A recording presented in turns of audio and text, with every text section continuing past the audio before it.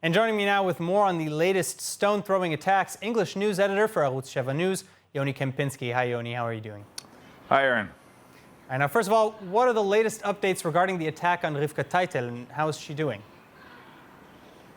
Yes, so we'll begin with the good news. We were informed this afternoon that Rivka Teitel, age approximately 40, who was injured. She was wounded seriously in the attack itself, the rock attack.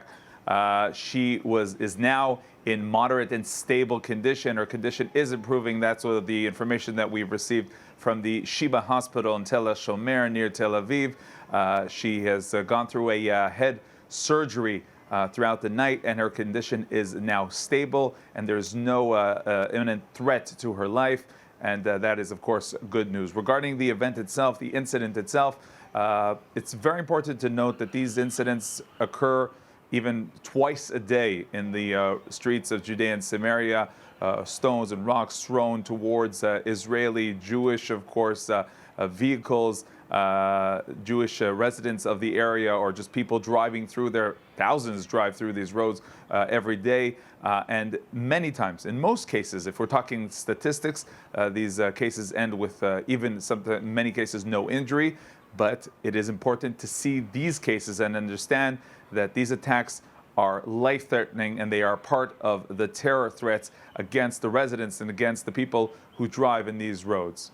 All right, now, the wounded Israeli, Rivka Teitel, she's the wife of Jewish terrorist Yaakov Teitel? Yes, Aaron. Rivka Teitel is the wife of Jake Teitel. He was convicted of the murder of two Arabs some years ago, and this was an act that was defined as authorities as an act of terror. He is now requesting to be released to visit his wife at the hospital. We have no confirmation yet regarding the decision, the response to that request, but that is his request now, to visit his wife.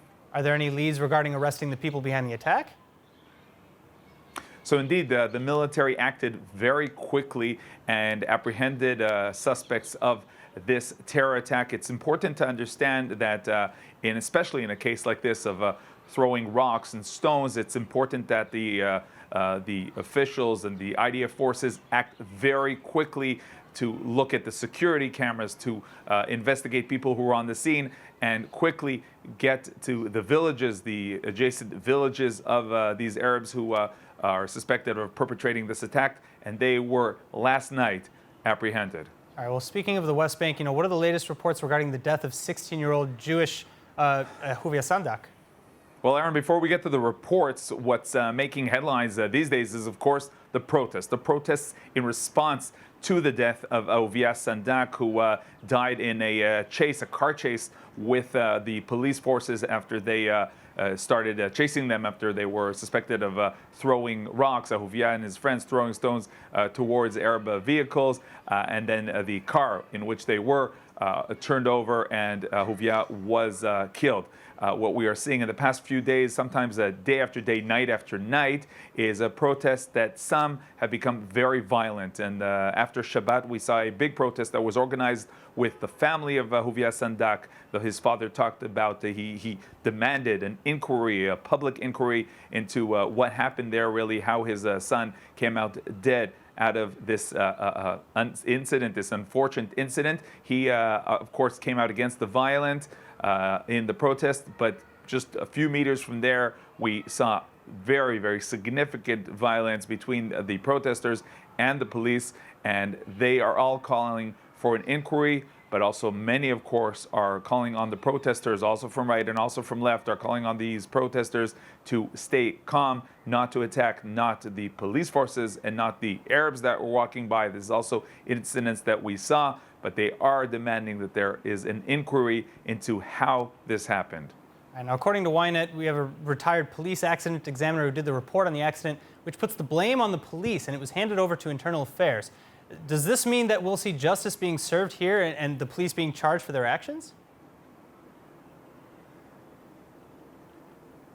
Yes, Aaron, we will see an inquiry, but the problem is, and what the family members are saying, is they want public inquiry. They don't want the police to investigate the police. They want someone from outside, some sort of inquiry that will be more public, that people and the public will be, We'll see what the details are, what exactly happened there. This is obviously a very complex issue because the police were there trying to stop what they were suspected of doing, of throwing the rocks against the Arab vehicles. And so this is, of course, a complex situation, but almost everyone, of course, agree that this shouldn't have ended with the death of Ahavia Sandak. All right, Yoni Kempinski, thank you so much. Thanks, Aaron.